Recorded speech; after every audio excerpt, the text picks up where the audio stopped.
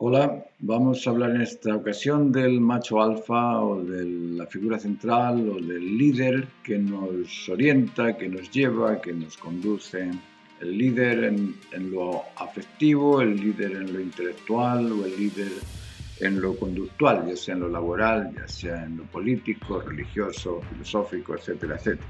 Porque es importante reconocer aquellos aspectos que debe tener un líder, que debe tener un alfa. Es importante porque si ese alfa no es un héroe valiente, si ese alfa no es un sabio y ajustado o justo, y si ese alfa no es un genio, no es poderoso, resulta que todo aquello que ese alfa produzca o oriente o dirija o conduzca nos va a llevar a una finalidad que no va a ser muy agradable. Luego, por lo tanto, necesitamos de un alfa que sea valiente, no un cobarde, que sea sincero, que sea concordante, que sea ajustado, que sea sabio, no ignorante, y que sea también pues genio en sus intenciones, que sea un ser que sea inspirado, que no sea un ser vulgar y corriente. Pero ser valiente, ser sabio y ser genio exigen de mucho tiempo, de mucha experiencia, exigen de un expertise que solamente se logra después de muchos años. Es muy difícil decirse valiente simplemente por una actuación, es muy difícil decirse genio solo por una intuición, es muy difícil decirse sabio solo por un conocimiento. El sabio es aquel que comprende, que dispone del sentido común, que dispone de una amplitud mental tremenda. El genio, lógicamente, es aquel que produce muchos beneficios, mucho bienestar y, lógicamente, el héroe o el valiente es aquel que ha conquistado muchos riesgos, muchos peligros, que ha superado muchas frustraciones, aquel que ha conseguido conquistas grandes. A eso llamamos un héroe, un valiente, un sabio o un genio. En la jerarquía natural de las especies existe una estructura de poder que determina la cualidad superior o de depredador y la cualidad de sometido o de depredado. Eso es parte de la cadena trófica. En este sentido, el depredador no depreda todo lo que pudiera depredar. Depreda solamente aquello que es necesario para su mantenimiento. Pero no es que esté declarando la guerra a todo sometido, a todo lo que pueda depredar. No, simplemente es el depredador de aquello necesario y cuando cumple con aquello necesario deja a los demás en paz. Esta superioridad sobre los sometidos indica una realidad dual complementaria entre depredadores y depredados, entre el poder y la debilidad, entre el liderazgo y el sometimiento. Esta dualidad complementaria en pro del ordenamiento cósmico es dual complementaria, no es una lucha entre opuestos, no es una diferenciación entre opuestos. La arcaica tendencia a pensar que el cosmos es un caos y dentro de este caos las dualidades existen en oposición y en esa oposición existe una lucha entre opuestos y de ahí se justifica la lucha de clases, las luchas sociales, todas estas cosas son realmente prehistóricos. Estas son ideas de la ficción que existía en el siglo XVIII y XIX, pero no es así. En la naturaleza existen el positivo y negativo como dualidad complementaria, el catión y el anión en las moléculas como dualidad complementaria, el estambre y el pistilo como dualidad complementaria, el macho y la hembra como dualidad complementaria, el hombre y la mujer como dualidad complementaria, el conocimiento, es decir, en el convencimiento existe conocimiento y criterio como dualidad complementaria, en el afecto existe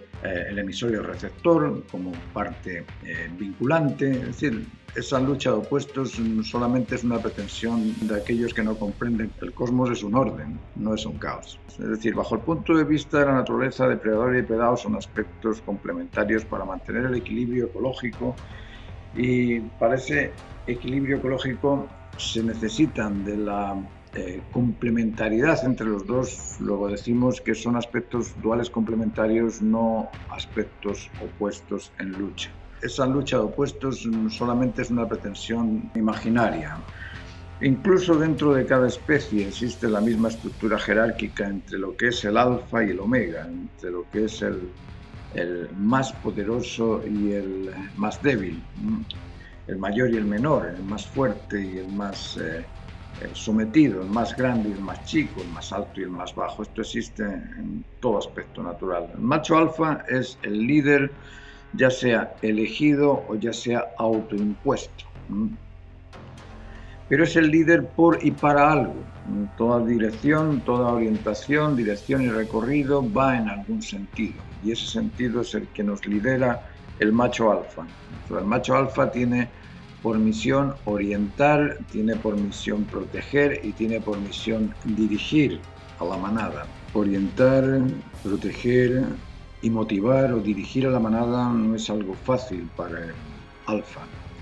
El alfa en la orientación debe saber cuál es el ideal, cuál es ese ideal común del que participan todos los miembros de la manada, cuál es ese ideal común humano, cuál es ese ideal común en base al sentido común, es decir, que se ajusta a la naturaleza de la especie humana y, en principio, comprender eso, cuál es el ideal común humano. Y ahí dirigir a los demás motivándoles, y para motivarles tienes que ser el ejemplo de lo mismo, es decir, tú tienes que ser ejemplar en esa naturaleza humana.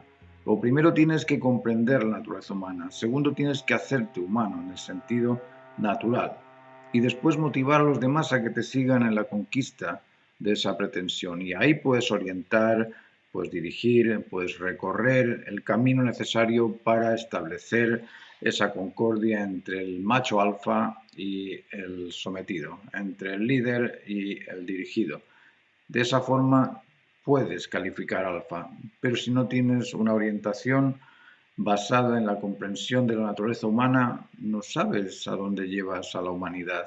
Si no tienes el sentido común macro, amplio, de qué es lo que es cierto, qué es lo que se ajusta, del qué es por qué y para qué, tampoco puedes dirigir a la humanidad. Y si no tienes esos elementos, difícilmente puedes motivar con el ejemplo de lo ajeno a lo natural a aquellos que se consideran o quieren ser normales en su naturaleza humana. La especie humana se entrega también a la figura central o a ese macho alfa. Tenemos figuras centrales en todos los aspectos. En el aspecto artístico siempre existe aquel famoso que lidera un tipo de orientación profesional. Existe también el líder de los trabajadores, el líder de las naciones, el líder de cualquier aspecto que involucre cantidad de gente. Luego la especie humana se entrega también a esa figura central, ese macho alfa, cuando representa ser el ideal o ser o contener o disponer de un poder o tiene también alguna capacidad de liderazgo. Cuando el macho alfa representa el ideal, ya sea religioso, político, filosófico, cuando ese macho alfa dispone del poder social, económico, político, militar, cuando dispone también de esa popularidad, sabiduría o generosidad que le ofrece ese liderazgo, podemos llamarle figura central, podemos llamarle macho alfa. Esta es la razón por la que se asumen o se aceptan figuras centrales a lo largo de la historia. Se aceptan estos líderes dentro de los distintos ámbitos profesionales, políticos, religiosos en periodos específicos de nuestra historia. La historia está llena de grandes alfas, desde Lao Tse, pasando por Abraham, Moisés, hasta Genghis Khan, Napoleón. Todos estos líderes en ocasiones han sido elegidos por los seguidores y en ocasiones se han hecho a sí mismos por sus propios recursos. El alfa se establece o lo establecen. Cuando se establece, demuestra disponer de los atributos naturales para liderar, orientar y proteger el ideal común humano, el sentido común humano, establecer el bien común humano. En este caso se establece por respeto.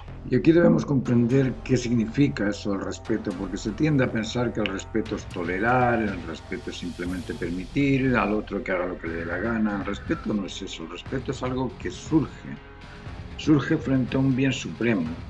Uno respeta a Gaudí cuando ve la Sagrada Familia y sientes esa sensación de respeto. El respeto se siente frente a un bien supremo, frente a un bien superior al mío. Cuando ese bien es superior al mío, lo respeto, porque está bien y porque además me beneficia a mí. Por eso se inspira ese respeto. El respeto no es algo que se deba ofrecer, es algo que se recibe de aquello que es superior a lo que uno puede hacer. Ser respetable o ser respetado implica disponer de un bien supremo al que respeta. Cuando lo establecen otros, si el candidato alfa demuestra dominar las virtudes, el celo, los instintos, es capaz también de orientarse y conducir a la gente en base al ideal común, y discierne con el sentido común y dispone responsablemente en pro del bien común, en ese caso adquiere el mérito ocupar la posición de alfa. El alfa en lo ideal es la figura central religiosa, política o científica. Todo ideal satisface a una multitud o a la totalidad de la sociedad.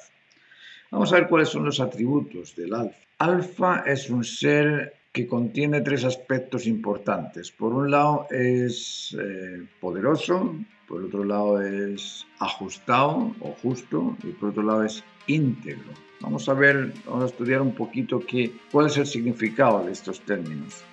La integridad es el estado de pureza, sensatez y decencia adquirido por el sujeto acorde con la especie a la cual pertenece. Es decir, la integridad de la raza en los caballos, en los perros, en los toros, etc., se establece en la concordia o semejanza entre el biotipo estándar y las cualidades del animal.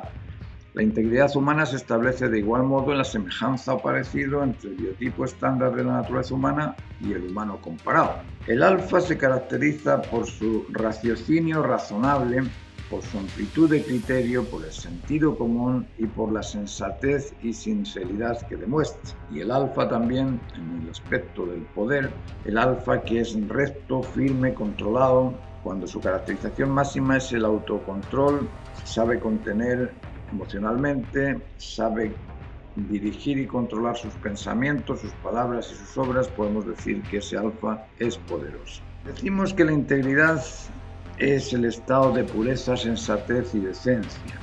Pero, ¿qué es pureza?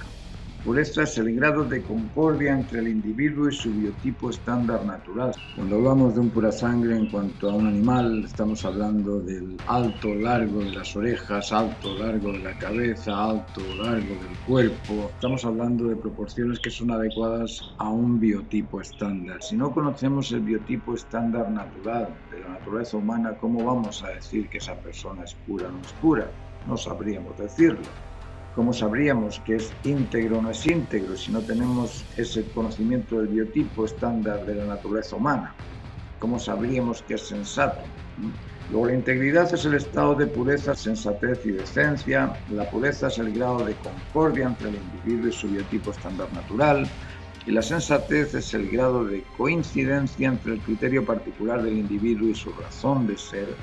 Y la decencia es el comportamiento adecuado al biotipo estándar natural. Por eso que es importante reconocer cuál es la naturaleza humana, cuáles son las normas de comportamiento, de convencimiento y de convivencia humanas y en qué consiste esa identidad humana, en qué consiste esa naturaleza humana, cuál es el biotipo estándar de normalidad para poder saber si la persona es sensata, es pura o es íntegra. El alfa pertenece a la manada y posee ciertos atributos adquiridos a lo largo de su trayectoria. Posesión y pertenencia son dos aspectos también importantes de comprender.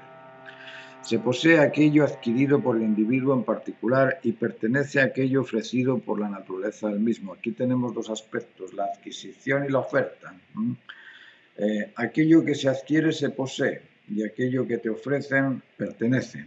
Luego, la posesión y pertenencia son dos estados diferentes, pero también complementarios, porque uno no podría poseer aquello que no te pertenece y no tendrías esa pertenencia si no es aquello que te posee. Luego, el individuo pertenece a una determinada especie, una raza, una sociología, un sistema de comportamiento familiar que imprime en él una determinada caracterización. Y el individuo posee el nivel de desarrollo del control y el dominio sobre sus virtudes y habilidades. La posesión y la pertenencia son aspectos complementarios del ser y estar. El individuo es y le pertenecen todos los atributos de su integridad o carácter porque es eso, su integridad. pero posee aquello que utiliza y eso que utiliza cambia de dueño, por lo tanto es transitorio. Poseer es transitorio, se poseen alimentos, cobijo, utilería, vestidos, instrumentos, objetos, terrenos, autos, cosas, casas, etc. Y pertenecen, o la pertenencia es continua.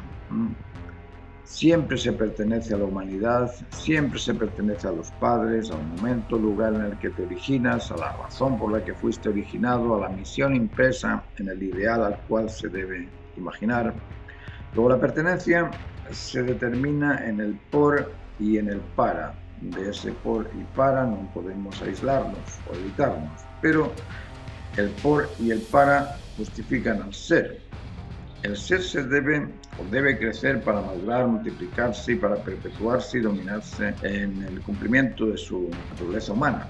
Esto es importante, es muy importante de conocer y de comprender, porque nosotros a lo largo de nuestra existencia lo que hacemos es buscar esa integridad, el desarrollo de nuestra integridad, y no podemos encontrar el desarrollo de nuestra integridad si no conocemos el biotipo estándar de la naturaleza humana.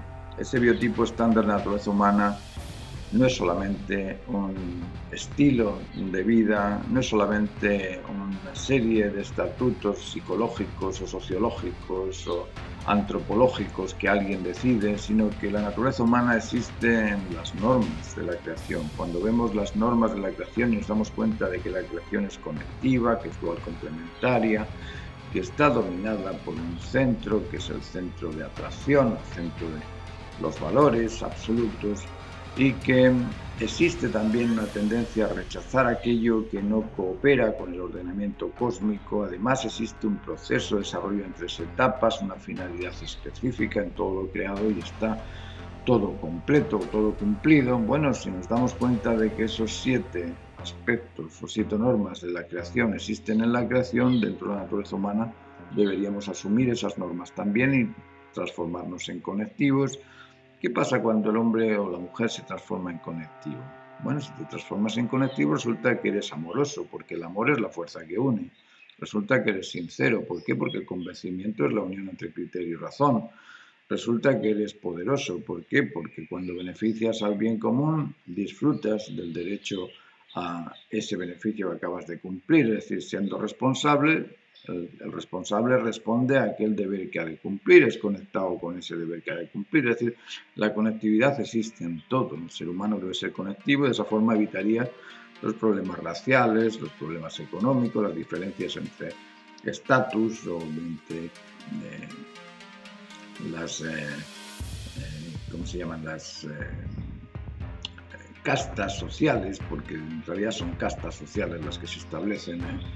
Evitaría también todo tipo de discordias, de diferencias, porque uno sepa más, otro sepa menos. Si somos conectivos, pues la conectividad estaría por sobre las diferencias, y toda esta multiplicidad de aspectos minoritarios pues tampoco existirían, porque la mayoría se encargaría de resolver el problema de las minorías. Es decir, la conectividad es un fundamento esencial natural.